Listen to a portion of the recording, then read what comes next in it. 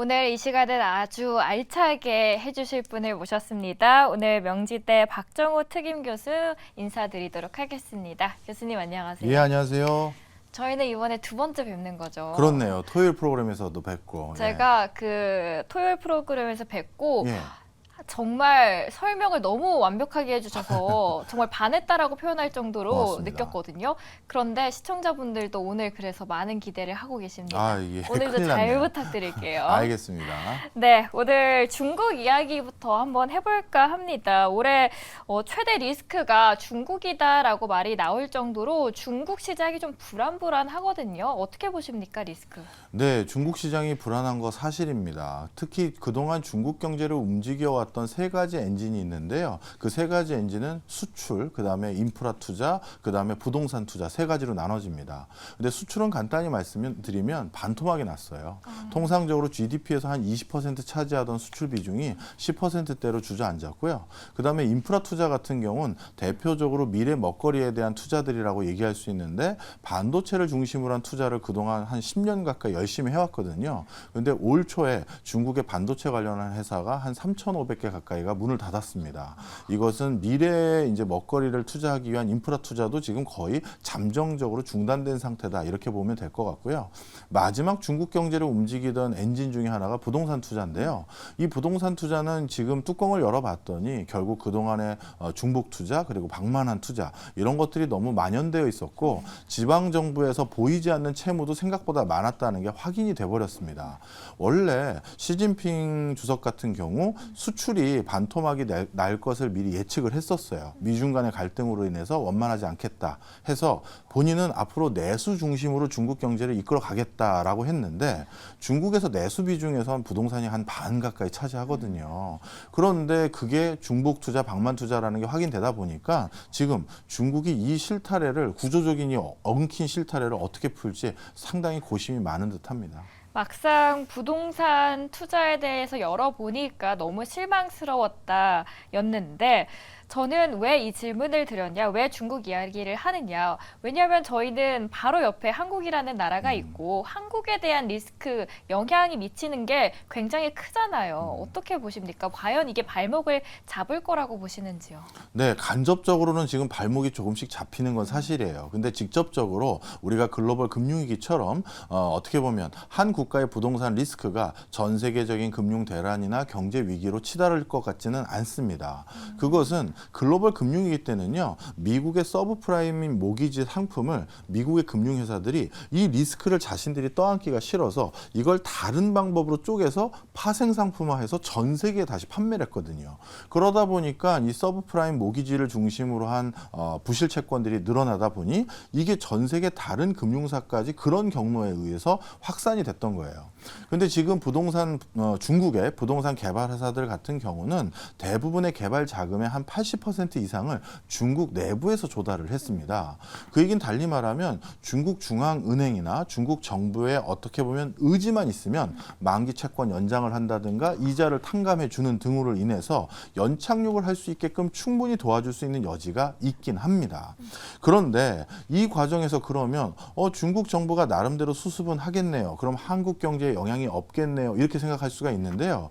지금 이렇게 중국 경제가 불안불안하다 보니까 어떤 문제가 생겼냐면 위안화 가치가 급락하기 시작했어요. 쉽게 말해 외국인들이 중국에 투자를 주저하게 됐고요. 앞서 말씀드린 것처럼 수출도 중국이 제대로 가동이 안 되고 있거든요.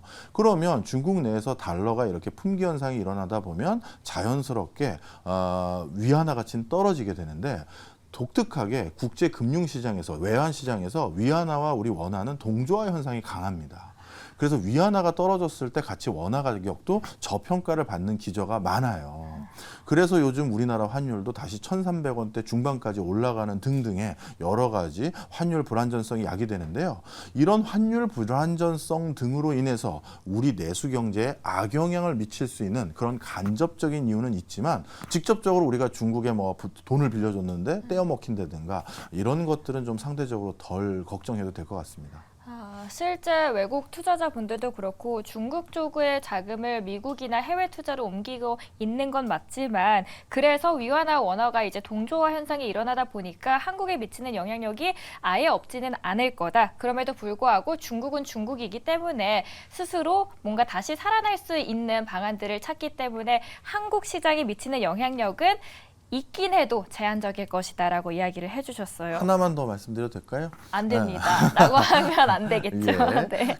우리가 운이 약간 좋았던 것 같습니다. 네. 한 4, 5년 전쯤에 그 사드 파동으로 인해서 중국에서 한한령을 내린 적이 있어요.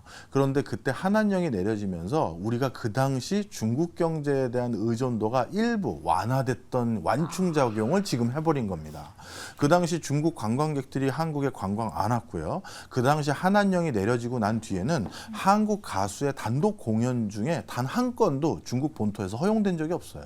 그러니까 우리 컨텐츠 비즈니스도 중국 본토에 대한 의존도가 많이 약해졌고 뿐만 아니라 화장품이라든가 기토 생필품도 중국에서 한국 브랜드에 대한 선호도가 그 사이에 많이 약해졌거든요.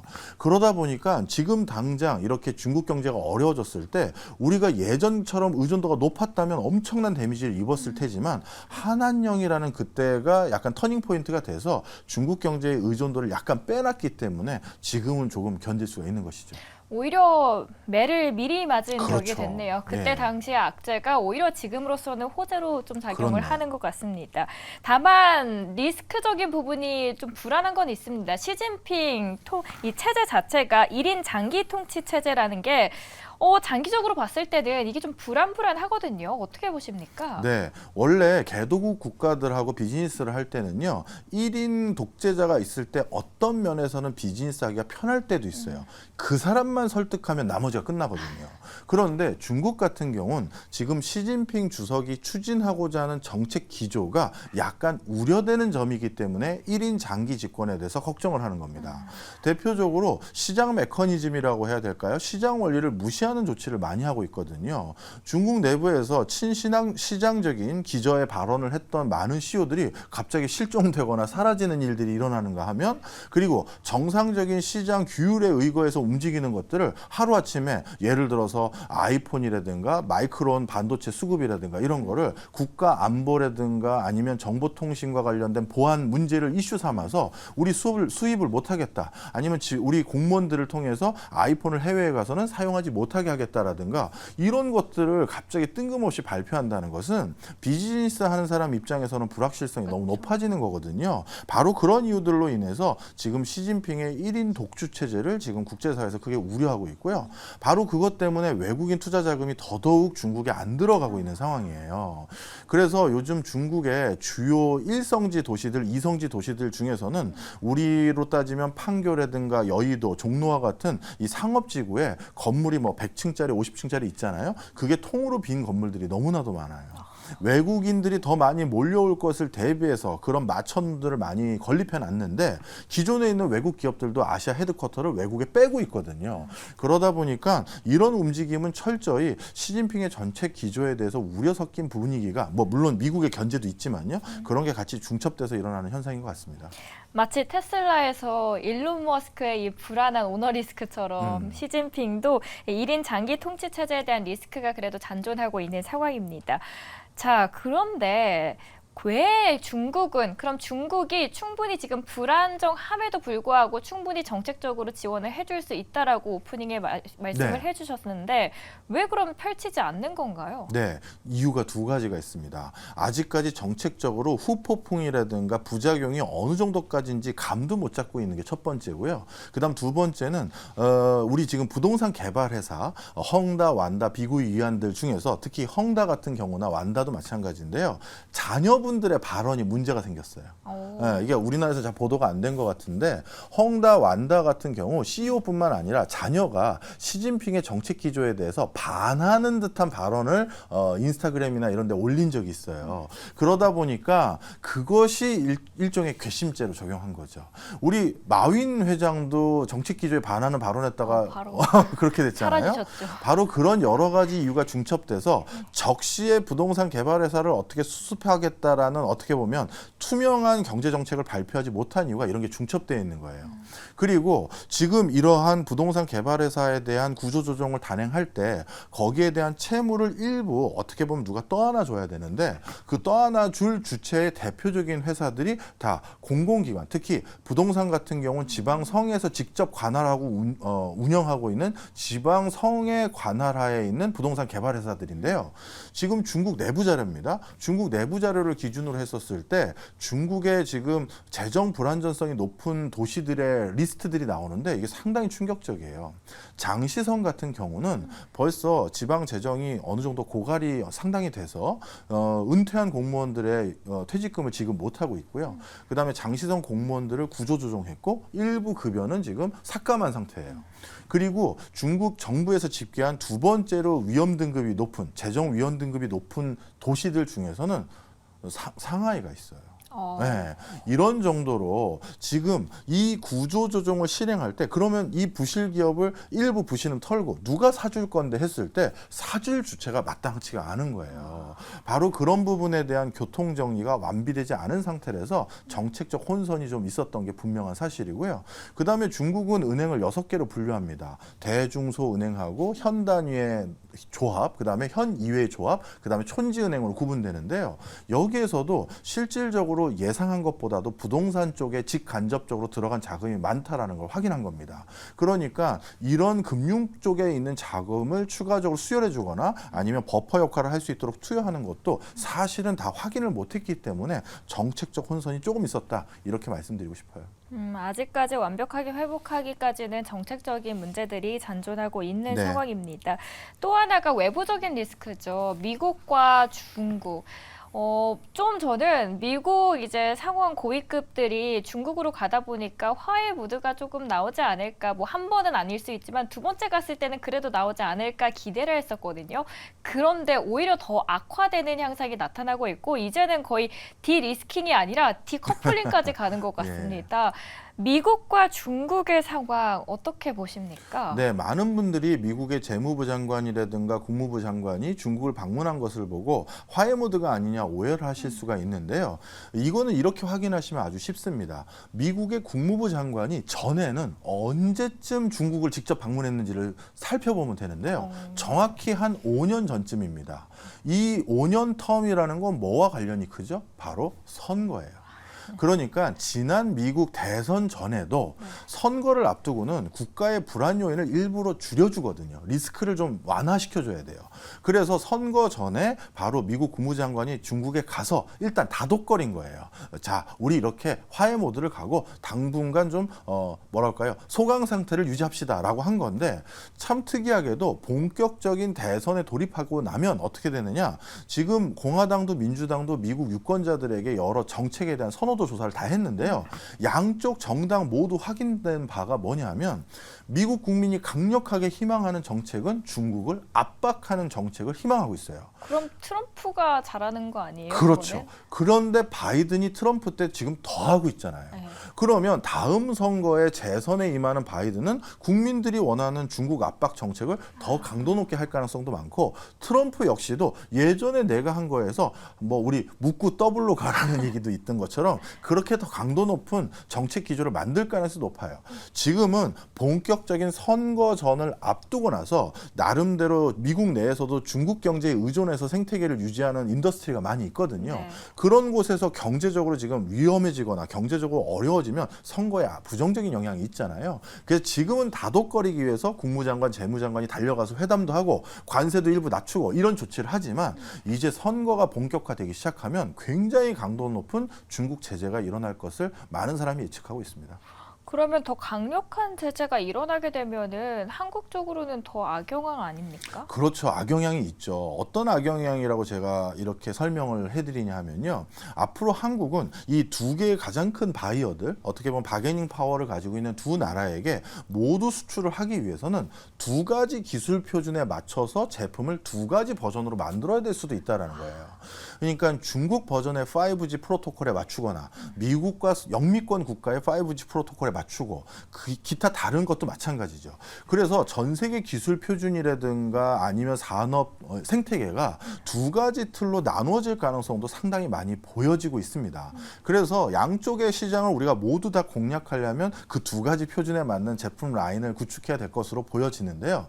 그런데 지금 한국 내부의 기업들의 기조를 보니까 이제 중국하고는 조금 일종의 요단강을 걷는 듯한 느낌이 많아요. 회복하기는 좀 어려워진 국면이라고 판단을 한 것 같고요. 오히려 미국 시장과 중국 시장을 대체할 시장으로 중동이라든가 동남아라든가 인도를 많이 공략하는 걸로 방향을 선회한 것으로 보여집니다. 오히려 차선책을 좀 네. 택하는 길을 하고 있는 모양이네요. 그러면 이제 사상 최대 위기를 맞고 있는 애플의 이야기, 아이폰 15, 애플 특수가 좀 사라질 거라고 보십니까? 사실 최근 같은 국제적인 불황 속에서 휴대폰에 대한 새로운 어떤 니즈가 폭발할 것 같지는 않아요. 그리고 그동안도 휴대폰의 교체 주기가 자꾸 늘어왔던 것이 사실이거든요. 그러다 보니까 애플의 이번 15 버전에 대한 어떤 초기 어떤 수요라든가 판매 추이는 생각보다 저조할 것으로 점쳐졌는데 실제 지금 분위기도 그래 보이는 걸로 보입니다. 그 다음에 애플의 단일 소비처로 가장 큰 시장이 중국이잖아요. 근데 중국에서 지금 여러 가지 정책 기조에서 미국과 한바탕 붙고 있는 상황에서 본인들이 더 강수를 둘 수 있는 수단 중에 하나가 바로 애플에 대한 제재거든요. 그래서 그런 형태로 중국 내에서도 애플 판매가 생각보다 저조해질 수 있는 리스크들이 많아지고 있기 때문에 이번에 애플 15의 판매는 생각보다 크게 저조할 것으로 저는 전망하고 있습니다. 오히려 타격감이 더 클 수도 네. 있다라고 말씀을 해주셨네요. 미국과 중국 그렇다면 둘이 붙었다. 어디가 최후의 승자라고 보십니까? 저는 아직까지는요, 두 국가를 패권을 두고 경쟁하는 국가라고 보지 않습니다. 솔직히 저도 정부기관에서 한 15년 근무를 하다가 지금은 대학으로 이직을 했지만요. 그때 많은 국제사회에서 만났던 다른 나라 공무원들도 마찬가지지만 미국은 패권 국가가 맞고요. 중국은 패권 국가가 되고 싶어서 이제 막 싹을 틔운 수준밖에 안 돼요. 그런데 그 싹을 자르려고 미국이 지금 이렇게 제재를 가하고 통제를 하는 것이지 만개한 국가에 대한 제재를 하는 게 아니에요. 그래서 지금 중국은 살기 위해서 발버둥 치는 모습이다가 제가 생각하는 중국의 모습을 정확하게 표현하는 것이라서요. 사실 지금 분위기로는 미국이 역시 만만한 나라가 아니었구나를 다시 한번 다 확인할 수 있는 요소들이 더 많은 것 같네요. 아직까지 상대하기는 좀 어려울 수 있다라고 그럼요. 네. 보시는 시각이고요. 그래도 최근에 중국이 좀 잘하는 게 있습니다. 바로 전기차 쪽인데 그래서 바이든이 IRA 정책을 펼칠 때마다 트럼프가 한마디씩 했어요. 너네 이렇게 하면은 중국 전기차한테 다 장악당할 수 있다라고 할 정도로 중국의 기술력이 많이 올라온 상태거든요. 전기차 시장은 어떻게 보시나요? 네, 전기차 시장 부분에서도 이제 유럽이나 다른 국가에서도 유럽판 IRA라든가 이런 쪽으로 보호무역주의가 더 대두될 것 같아 보여요. 그런 과정에서 중국의 전기차 시장이 지금은 뭐 나스닥에 진출한 회사도 많이 있긴 그쵸. 합니다만 점점 더 중국 내부 비중으로 더 수렴될 가능성이 높아지고요. 중국 바깥에 있는 전기 자동차 시장은 오히려 우리에게는 큰 기회가 될 거라고 저는 생각을 합니다. 그동안 우리가 가장 크게 우려하고 있던 경쟁자는 독일의 자동차 회사들이 아니라 사실 중국의 전기 자동차 회사들이거든요. 그런데 중국이 바깥에서 활동하는 걸 미국이 이렇게 막아줌으로써 마치 80년대 때 일본의 반도체 회사들이 해외에 진출하는 것을 미국이 막아줬던 것과 똑같은 효과로 우리나라가 상당히 어부지리를 누릴 수 있는 여건이 많아요. 그리고 이런 판세를 읽어서 그런지 모르겠습니다만 베트남에서도 전기 자동차 회사들이 출시되기 시작했고 다른 군소한 회사들도 출시되기 시작했는데 저는 그래서 오히려 중국 전기 자동차 회사들을 걱정하기보다는 이런 신흥 강자들 신흥 국가들의 신흥 기업들이 어떤 성과를 낼지가 굉장히 촉각을 곤두세워야 된다 이렇게 말씀드립니다. 오히려 지금 떠오르는 샛별들에 조금 더 주목을 해야 된다. 그들을 경계를 해야 그렇죠. 된다. 네, 그렇게 한번 보도록 하겠고요. 미국과 베트남의 관계도 한번 살짝 짚어보고 갈까요? 네, 사실 미국의 많은 기업들은 제조는 하지 않습니다. 본인들은 설계와 마케팅과 디자인만 하죠. 그런 과정에서 그동안 제조는 철저히 중국 시장에 위탁했다 해도 과언이 아닌데요. 바로 이제 5, 6년 전부터 중국 엑소더스가 됐죠. HP를 비롯해서 많은 미국계 기업들이 공장을 가장 영순위로 베트남으로 이전했습니다. 그래서 지금 미국의 5번째 교역국 중 8번째이긴 하는데요. 베트남이 벌써 여기까지 올라왔고요. 2030년 넘어가서는 베트남이 미국의 5번째 안에 드는 교역국으로 발돋움할 것으로 점쳐지고 있어요. 바로 이처럼 베트남은 미국이 결핍되어 있는 싼 제조 공장 역할을 중국을 대신할 수 있는 역할로 점지어진 상태고요. 그러다 보니까 베트남과 미국은 더 밀월 관계가 될 수가 있고요. 또 한 가지 중요한 요소가 뭐가 있냐면 사실 제가 앞서서 중국이 패권 국가가 되기 어렵다고 말씀드린 이유 중에 하나가 중국이 점점 고립되고 있어요. 그 이유가 왜 그러냐면 중국이란 영토를 가만히 보시면 상당히 많은 부분은 다른 나라와 접하고 있는데 이 다른 나라와 접하고 있는 곳으로는 대양으로 바로 진출하기가 어렵습니다. 2개 나라를 진출해야 큰 대양으로 가서 자유롭게 교역을 하거나 인도양으로 바로 가려고 해도 동남아 국가를 반드시 거쳐야 돼요. 그러면 중국이 대양으로 갈 수 있는 곳이 딱 하나 남았는데 중국의 일성지 도시들이 즐비한 해안가죠. 우리 황해에 접하고 있는. 그런데 거기도 뚫려 있지가 않아요. 가만히 보시면 일본과 중국은 영토 분쟁을 하고 있는데 센카쿠 열도라는 곳에 연토 분쟁을 하는데 이 센카쿠 열도라는 곳은 어디 있냐면 일본 본토 섬보다 대만에 더 가까이 있어요. 그럼 대만에 더 가까이 있는 섬이 일본의 지금 일본이 점유하고 있는 섬이라는 건 그쪽 지역까지 일본의 영해로 간주할 수 있는 거죠. 그리고 대만은 지금 뭐 중국과의 관계가 그 어느 때보다도 악화되고 있고요.